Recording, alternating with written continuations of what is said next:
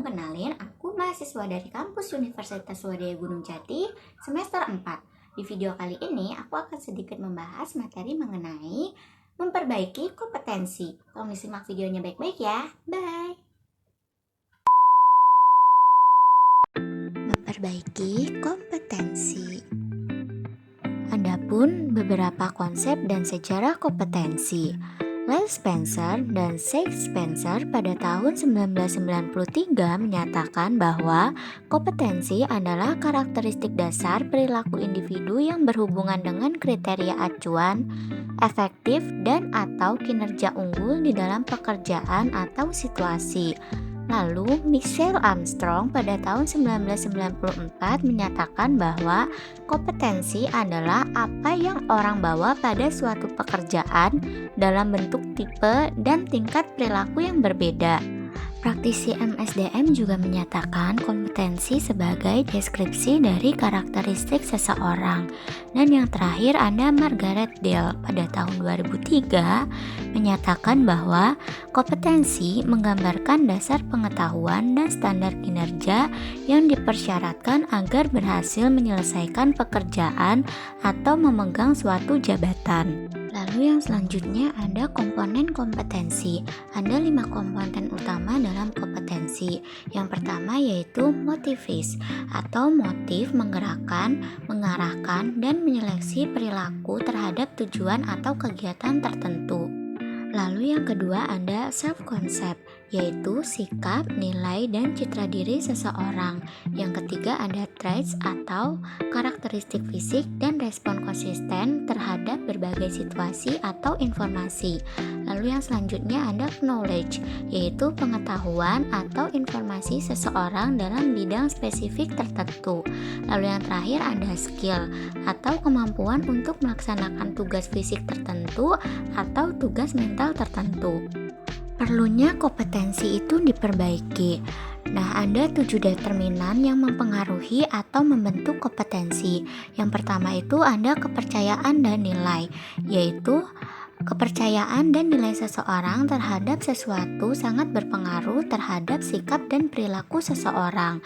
Lalu yang kedua ada keahlian atau keterampilan. Aspek keahlian atau keterampilan ini memegang peran penting dalam membentuk kompetensi. Lalu yang ketiga ada pengalaman. Pengalaman merupakan elemen penting dalam membentuk penguasaan kompetensi seseorang terhadap tugas.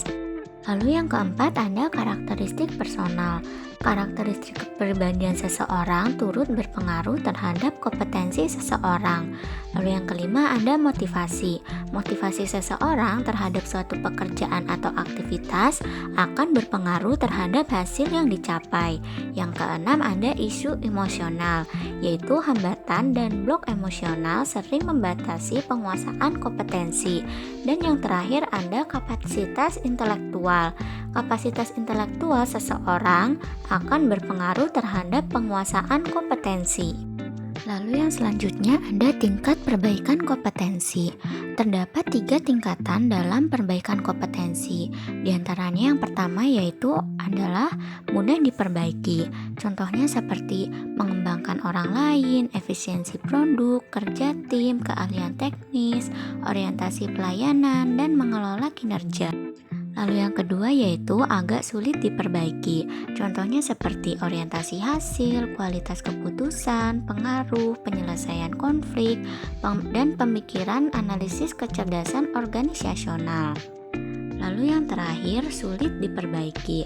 Contohnya itu seperti inisiatif, inovasi, integritas, dan kejujuran, pengelolaan tekanan kejiwaan, pemikiran konseptualis, dan fleksibilitas.